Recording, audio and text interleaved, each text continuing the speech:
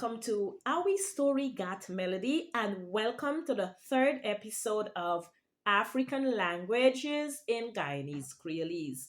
Today, we are going to look at the bigger picture. First of all, we must understand what happened when the two languages came together. So, the British brought the English, and they actually have this group of people, the formerly enslaved Africans. They speak their native language. They're from all across West Africa. They all have different native languages. They're thrust into this place, and then this language is placed upon them, the English language. But they still have their own languages that they came with. And so, when you look at Guyanese Creolese, you will notice that it has a really large English lexicon. But if we should observe the grammar of the language, the grammatical structure of the language, and the tonality of the Creolese, we would see lots of African influences. My first point I'm making is that West African languages impact the structure of Guyanese Creolese. Point number one. In Guyanese Creolese, we begin our sentence with what you might want to call the object pronoun. We do not use I, but we use me. Me bina back, me bina go, me bina come, me bina dance, me. That use of me is direct retention of African language. Another aspect of retention that is very popular in our language that we might not be aware of is when we want to emphasize something, what we do is we repeat the adjective. That in itself is influenced by West African languages. So instead of saying the mango is very sweet or the mango is the sweetest I have tasted in my life, we would say, oh, my mama, this mango sweet, bad, bad, bad. Or this mango sweet, sweet, sweet. Or if we tasted something and it's bitter, we're not going to say this thing is very bitter. When we want to intensify meaning, we repeat the adjective. We might say, oh gosh, this thing bitter, bitter, bitter. Oh, my mama, all these things sour, sour, sour.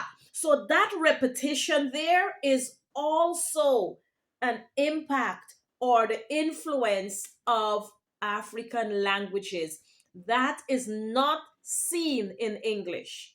Okay? And that is how you know that this is not from the English. That is not how we intensify adjectives in English. Another influence of West African language on our grammatical structure is in the way we form our tenses. In Guyanese Creolese, we have present tense as somebody asks you, what you do? Me a cook. Me a cook. Me a cook. Or me a go cook. That is future tense. Me a go cook. Or me been a cook. You understand? If you look at the formation of the tense, and you will notice that it does not follow what we learn in standard English. No, it doesn't. It has no relationship to the grammatical structure of tense in standard English. All right. Now, one of the most common influence that we have is in something that we as Guyanese do that is called suck teeth. Suck teeth came right from the Yoruba or the Igbo. I can't even do it right now. Like when you feel disappointment, when something bother you, when you're upset, what we do? That come with the English. Suck teeth is direct influence of our West African heritage. I think what this shows is that Creolese is not just bad language.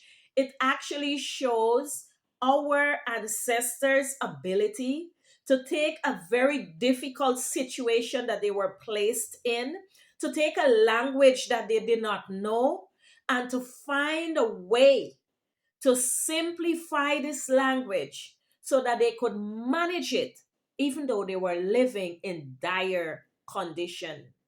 I think when we look at Guyanese Creolese, we should not just think in terms of retention of words only, even though I'm going to do some more words that we have retained, but we should look also at the language itself, the musicality of the language. We must look at the grammatical structure of the language, because that there, the backbone, the structure, the way we express ourselves, because the way that we express ourselves is exactly the gift that we have received from our ancestors.